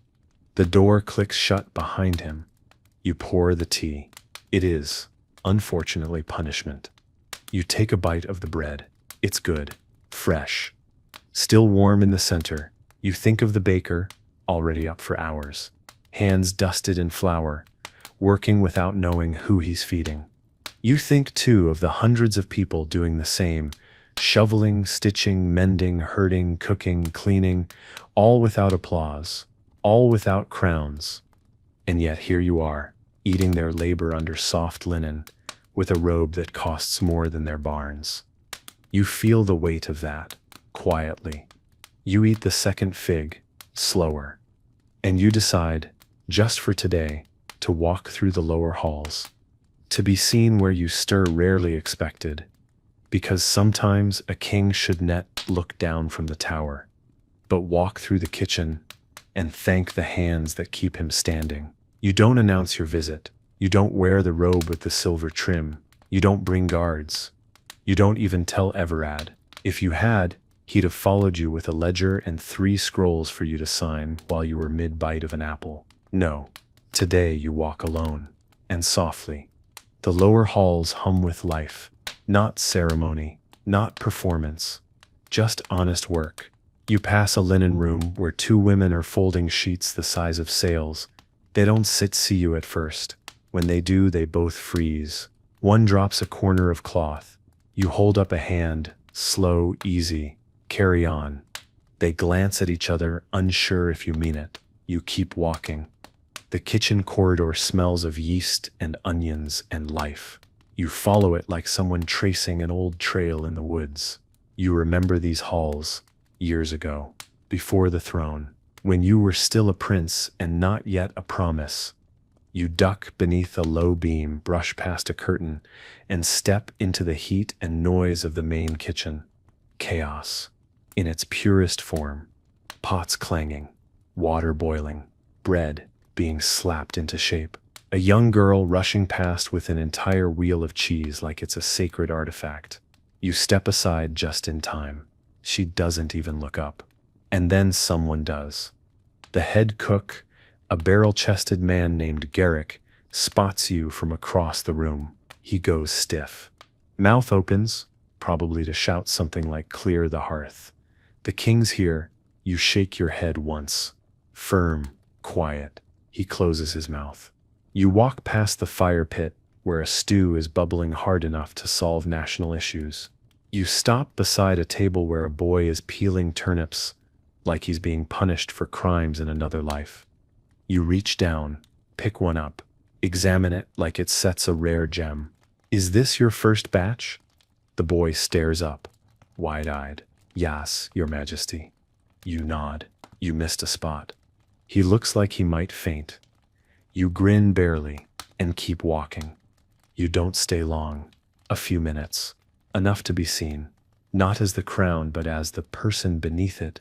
A face, a body, a man who breathes the same smoke, walks the same floor, hears the same clatter of work done without thanks. On your way out, Garrick sidles up to you with a warm, round loaf wrapped in cloth. Baked this morning, he says, voice gruff with pride. No spices, just flour, water, hands. You take it, the best kind. He nods once, deeply, then turns back to his ovens. You carry the bread under your arm as you return to the upper halls, through the stone stair past the forgotten door, and back into the part of the castle where kings are expected to exist. When Everard finds you later, he'll ask where you've been. You'll say you were inspecting the foundation. And for once, it won't be a lie. By the time you return to the council chamber, the mood has already begun to ferment. Everard is pacing, scroll in hand, eyes flashing like a man who's been rehearsing disappointment for the past half hour. The bishop sits nearby with his hands folded, perfectly still in the way only holy men and politicians can manage. The steward whispers something to a page, and the page runs off like his boots are on fire. You step through the doorway holding a warm loaf of bread. Everyone stops talking. Everard turns toward you with a sigh. So theatrical, it could be sold as a sermon. Sire, we've been waiting. I know, you say. You walk past him unhurried and take your seat at the head of the long worn table. You set the bread beside the usual stack of dispatches like it belongs there. He blinks at it. That is bread. Correct, you say, reaching for a knife. Would you like some? No, thank you, he replies stiffly, like you just offered him a rat. We have matters of state. We always do. You cut a thick slice, steam curling from the middle like a quiet prayer. You tear off a piece and chew, slowly, while they all watch you like they're waiting for a lesson. You know, you begin, mouth full of honesty. We spend all day talking about grain, tonnage, yield, storage, levy, but none of you have tasted the bread made from it this week. The bishop clears his throat. That sip's not our role, Your Majesty. It should be, you say, not unkindly. You offer a piece to the steward. He hesitates, then accepts, takes a bite, looks surprised. You nod. Then you get down to business. You listen as Everard recites the latest movement reports from Garland, as the bishop campaigns for more silver to expand the monastery's walls, as the treasurer warns of shortages in the southern markets. You listen, tearing bits of bread, sharing a few, eating quietly. It grounds you. It quiets the part of you that wants to drift into fury or fatigue. You speak less than usual, but when you do, it lands like iron. Because sometimes the man who eats humbly commands louder than the man who shouts from a throne. By the end of the session, half the bread is gone, and the tension in the room has thinned like fog in spring. As they file out, the steward glances back at the remaining slice. You nod once. He takes it. When the room is empty again, you sit in the quiet and brush the crumbs from your robe. And for the first time in a long time, you feel like a king who did something real. Not grand, not golden, just real. After the council chamber clears, you don't go to your quarters.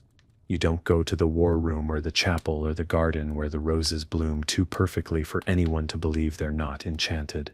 You take the long corridor, the one with uneven stones and a ceiling that leaks when it rains, and you turn left through the narrow wooden door that most people think leads to a storage closet. It doesn't stop. Not anymore. It leads to the old library. There's no ceremony in the room, no polish. The shelves bow in the middle, like even they're tired. Scrolls and leather-bound ledgers sit in loose piles, spines cracked, pages stained by years of unwashed hands, and candle wax. There's dust here, real dust, the honest kind that settles where no servants dare interrupt. And that's why you love it. You walk through slowly, running your fingers along the edge of a table covered in stacked atlases, maps of the world as it was, or was imagined depending on the cartographer's wine intake. One map shows a sea that doesn't exist. Another places dragons in the western hills. You sit in the corner chair, the one no one else uses because it leans slightly left. You like that. Perfection makes you nervous. You don't reach for a book right away, you just sit. Let the weight of silence press in. Let it wrap itself around your bones like a cloak that doesn't care who you are, only that you're here. There's a small window high in the wall. Sunlight sneaks through it like it's embarrassed to be seen. The beam lands on a volume sitting open. The Lineage of Lords. You lean forward, glance at the page. It lists your name. Not in bold. Not in reverence, just a name, a date, a line. You stare at it, a little stunned at how small it looks, how little ink is needed to define a life. One line, a dot between kings. You wonder what they'll write about you when you're gone. Will they mention the swan incident, the bread, the night you sat by the hearth and said nothing for hours? Probably not. They'll say you ruled wisely, or that you kept the border steady. Maybe they'll use the word just, a heavy word. When written too lightly, you lean back again, close your eyes for a moment. There's a smell in here you can't name. Old paper, ink, time maybe. You inhale deeply, and then you speak, softly, just to yourself. I hope they say I listened, because not all kings are remembered for the wars they win. Some are remembered for the ones they didn't start. You don't move for a long time. The quiet in the library is a different kind of quiet. It's not the stillness of a throne room between declarations. It's not the silence of a sleeping castle. It's older. It hums. Like everything in here is remembering something but refusing to say it aloud.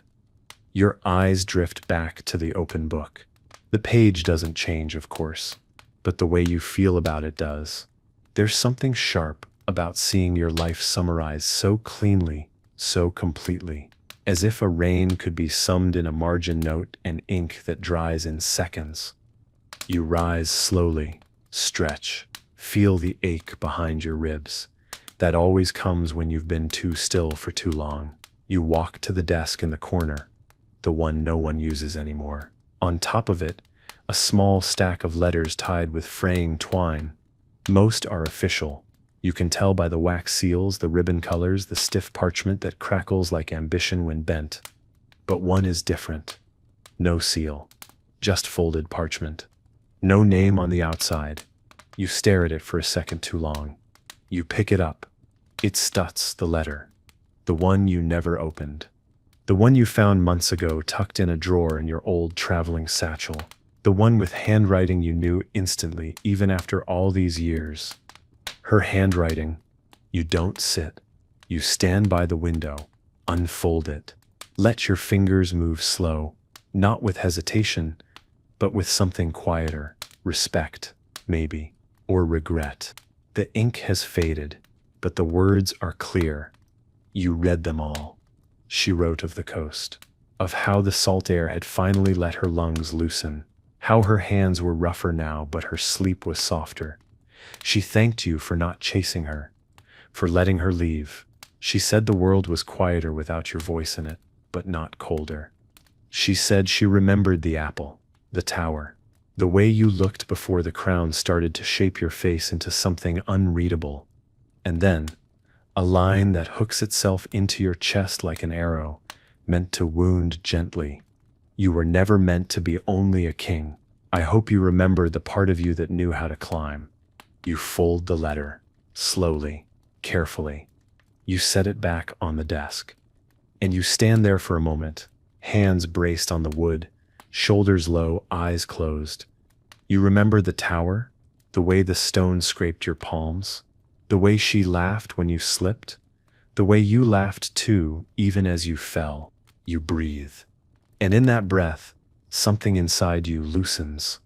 Not enough to change everything, but enough to change the next hour.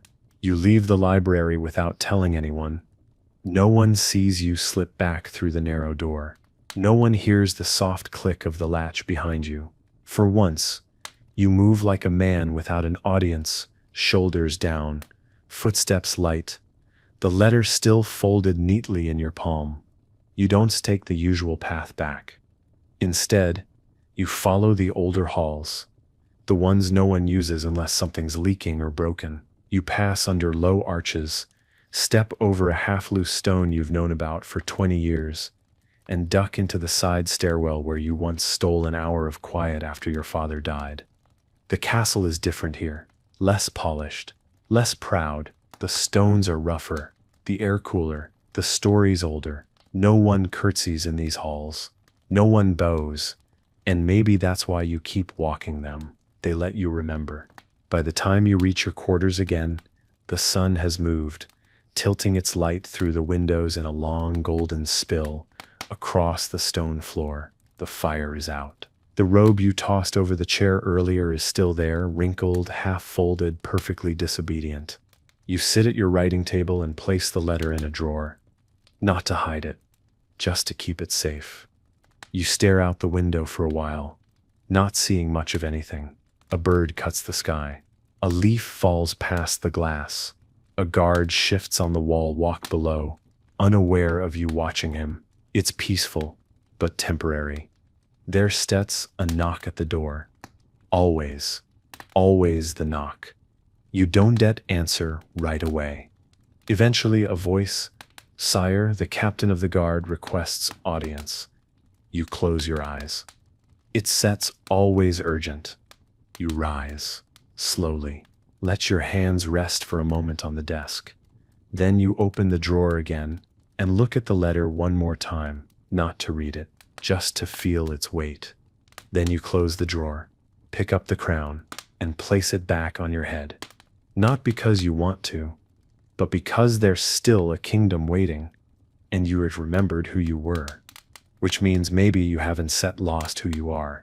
You walk toward the war room like you've done 100 times before. The hallways feel longer today, not heavier, just slower, as if the castle itself knows you're carrying something different now, something quieter. The kind of memory that doesn't shout but lingers like the smell of wood smoke on old fabric. When you enter, the captain is already standing by the map table. His hands are behind his back. His boots are muddy. That tells you more than anything written on parchment. "Sire," he says, bowing with a nod more than a flourish, "we have word from the Eastern Post." You don't ask. Not yet. He places a letter on the table. The wax seal's broken. The edges are damp, frayed, written hard. You read it without picking it up. Bandits. 3 villages raided. Livestock taken. 2 guards killed. 1 child missing. You close your eyes for a breath. Long and low. You let the weight of it land. When you speak, your voice is steady. "How many men at the outpost?" 17, he replies. You nod. "Too few." He doesn't disagree. He's been trying to tell you that for weeks. You just weren't listening. Not really. You step around the table and mark a location with your finger. Send 2 riders ahead. Deliver supplies, blankets, bread, not just swords. Let them feel the crown before they see it. The captain straightens, but his expression softens. "I still see to it personally." You meet his eyes. Good. You dismiss him with a nod, but before he turns he says something you weren't expecting. "You seem different today, sire." You tilt your head. "Different?" "Not softer," he says. but clearer. You say nothing, because maybe he sets right. And maybe you needed to see your name in ink, to be reminded that one day this crown will pass to someone else, and all that will remain is how you chose to wear it. The captain leaves. The door closes.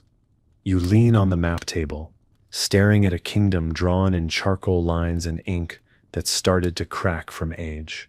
You touch the place where the raids happened, just a smudge on parchment, but out there it's fire, it's fear, it's a child who hasn't come home. You roll the map up slowly, and for the first time in a long time, you don't feel like a man balancing duty and survival. You feel like a king trying to be better than the day before. You leave the war room not with urgency, but with intention. There's a difference. Urgency scatters. Intention gathers. Today your feet know where to go before your mind catches up. Down through the archway, past the old training yard, past the courtyard where pigeons seem to stage daily coups, past the stables, where a black mare stamps her hooves like she knows something you don't. You stop just before the gates. Not the main ones. The side gate. The one used by merchants, stable hands, and servants, carrying baskets of laundry that smell like lavender and coal. A few guards linger there, not in polished armor but in worn leather and patience. You nod to them. They let you pass without a word. Outside, the road bends through the lower town, and it's loud in the best way. Pots clanging, boots in puddles, chickens daring fate, and children arguing about a stone one of them insists is magical. You walk among them like smoke, familiar, but not always seen. A baker pauses mid-gesture as she stirs a cauldron of something thick and fragrant. She squints. Is that the king? Someone beside her scoffs. Kings don set walk without trumpets. You pass them without saying a word. Not because you stir ignoring them, because today you just want to watch. At the edge of the market, an old man is mending a cartwheel. His hands shake slightly, but his focus is unbroken. You crouch down beside him. No one notices for a moment. He offers no bow, just a grunt and a quiet, "Can't set find good wood for these spokes anymore." You glance at the wheel. Have you tried using ashwood? He side-eyes you. And what would you know about carts then? You smile, just barely. Enough. He chuckles. And it sets the kind of laugh that sets too old to flatter. Well, then, maybe you should come back tomorrow and help me lift the axle. You rise, brushing dirt from your knee. Maybe I will. You continue through the street, slow and deliberate.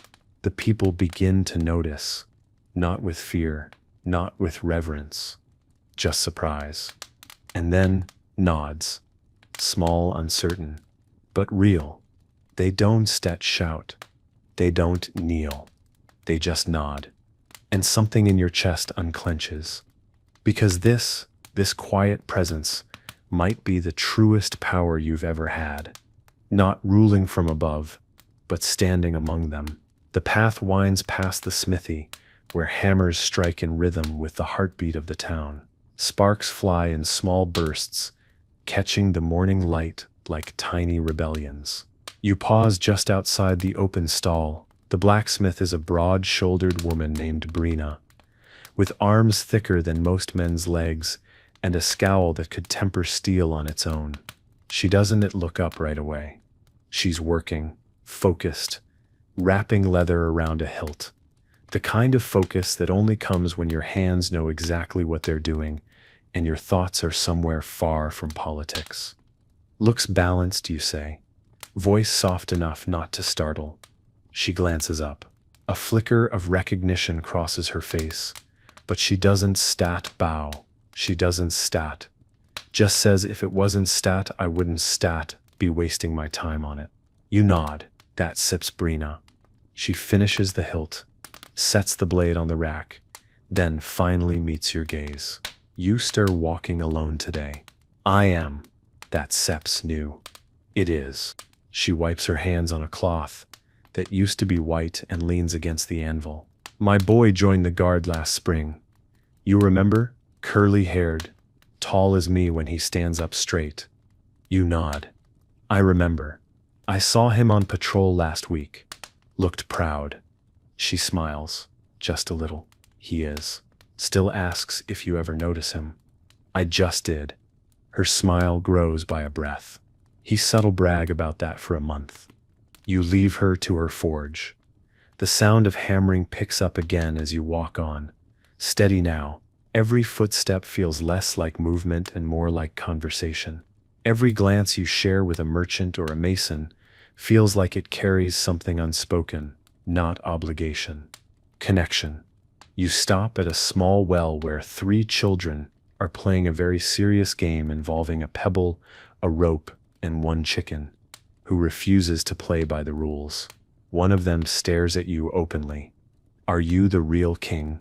You crouch down.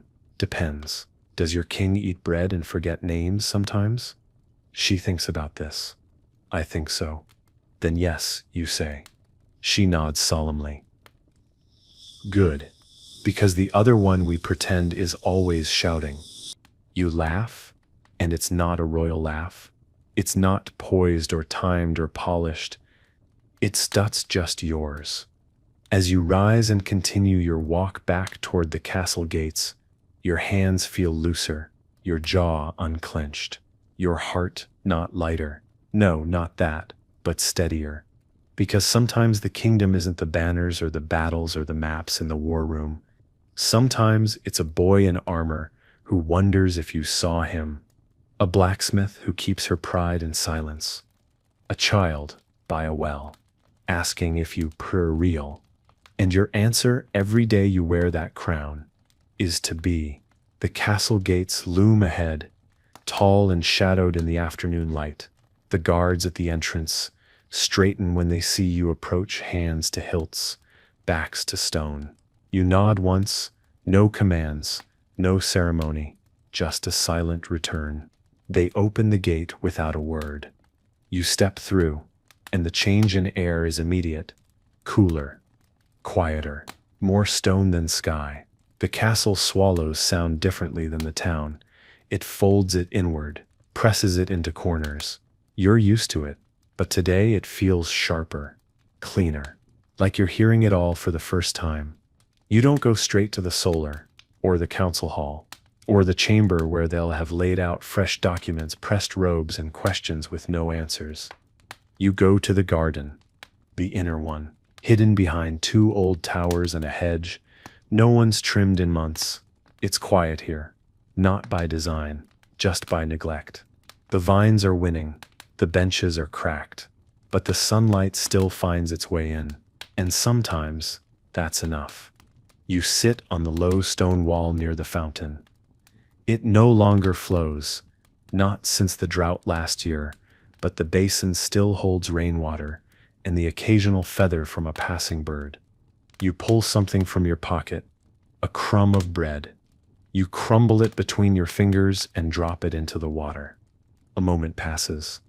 Then a ripple.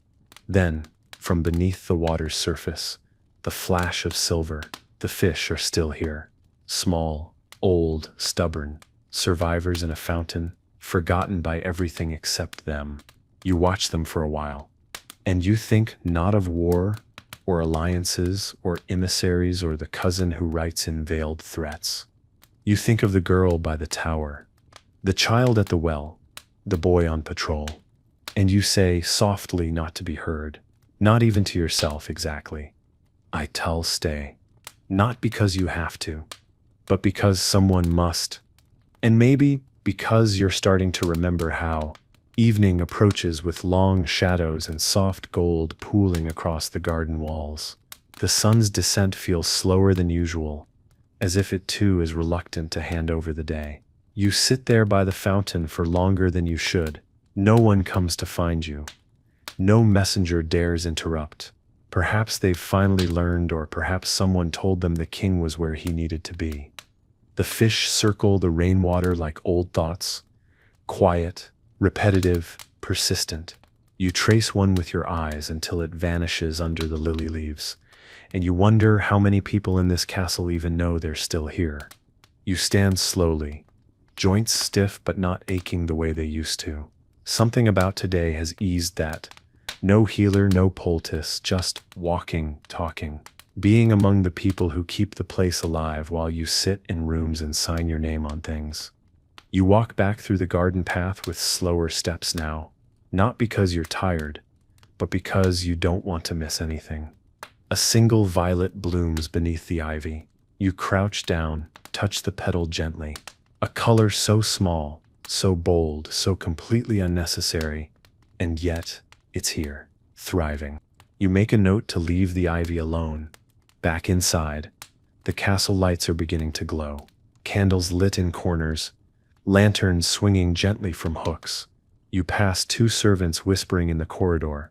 They fall silent when they see you, eyes wide, mouths half-formed around the gossip they'll never admit to. You smile. Let them wonder. You're not angry. Let them speak of you in ways that feel real. You reach the stairwell, up toward your chambers. But instead, you turn left toward the solar, toward the fire that's already burning, toward the plate that's probably waiting, and the wine you're no longer drinking to forget. Tilda is there, as expected. She doesn't speak when you enter. She's placing a folded letter on your desk. Likely another request, another complaint. You nod. She doesn't ask where you've been. She knows better. She glances at your boots. Muddy, scuffed. She smiles. Was it worth the walk? You sit. Ease into the chair like it was shaped for your back alone. More than worth it. She pours the tea. Not wine. Not tonight. You take the cup. Hold it between your palms. The heat is a quiet kind of strength. You sip. It sips bitter, but clean. She steps toward the door, pausing only once. They missed you today. You nod. Let them. Will you go back tomorrow? You glance at the fire. I think I tell go earlier. And as she closes the door, and the castle exhales around you, you let yourself feel it. The weight of the crown is still there, but for the first time in a long time, it feels like it's sitting on someone who knows why they wear it. The fire in the solar burns low now, casting amber ribbons across the stone floor. You've moved your chair closer, not out of cold but instinct. There's something about sitting near flame that reminds you of your father. He never lit it himself, always had someone do it, but he stared into it often, like he expected it to speak first. You never understood that as a child. Now, you do. The tea cools in your hands. You don't drink it. You just hold it like something tethering you to the moment. The flames pop and settle. A log collapses inward with a sigh, sending up a brief shower of sparks. Across the room, the crown still rests on the desk. You haven't worn it since morning, and you don't need to now. Tonight isn't about being king. Not out loud, not in marble or decree. Tonight is about the choices no one sees, the ones no bard sings about, the kind made with quiet hands and open eyes. You walk to the desk and pick up a quill. The paper is blank. You don't write a command. You write a letter. It starts simple. To the boy in the guard who stands a little straighter than the rest. Then another. To the baker with the crooked smile and flower on her sleeves. And another. To the girl at the well who asked if I was real. The words aren't royal. They aren't grand. They're honest. Small truths. Glimpses. Reminders. Of what you saw. Of what they are. Of what you're trying to become. Each letter folds into itself like a secret. Like a gift. You stack them neatly. Tomorrow you'll ask Tilda to deliver them quietly. Without fuss. No seal. No name. Just a king remembering his people. Just a man trying not to forget again. You return to the fire. Sit back down. Let the heat climb your legs and rest across your chest. You close your eyes. And in that warmth, something settles. Not peace. Not yet. But purpose. And that sits enough. because tomorrow will come. And with it, the questions, the noise, the iron weight of expectation. But you tell me it, not as the man they think you are, but as the one who finally remembered how to listen. The fire burns down to its final breath. There's nothing left to say tonight. No orders to give. No signatures to place. The letters are written. The halls are silent. The kingdom sleeps. And for once it does so without needing your voice to keep it from breaking. You stretch once, slowly, carefully. The ache in your spine is the kind you welcome. It means you moved today. Not just across rooms, but towards something real. You stand wrapping your robe around yourself like armor for a different kind of night. No metal, no blade, just fabric, memory, intention. You walk to the window and look out one last time. The sky is endless. Stars blink against the black like quiet oaths. Below, the town rests under that same sky, roof to roof, hearth to hearth, life stacked beside life like a mosaic. Only you get to see from here. You don't look down with ownership. You look down with weight, with awe, with the understanding that these people, these stories, these ordinary names are what hold the walls of this place together. Not the throne, not you. Them. Always them. You turn from the window. The room behind you waits. The bed is turned down, the fire low, and the crown still on the desk. You could leave it there tonight, but you don't set. You walk to it, lift it with both hands, not out of obligation, out of respect. You place it on the stand beside your bed, not on your head, not tonight. Tonight the crown rests too. You lie down, let your body sink into linen and silence. You exhale, not the breath of a ruler, the breath of someone who has finally truly arrived in his own skin. You close your eyes, and tomorrow when the knock comes, you tell answer it. Not as a burden, not as a symbol, but as a man who remembers every name the crown tried to make him forget. And that is how a kingdom endures. And that is how a king becomes real.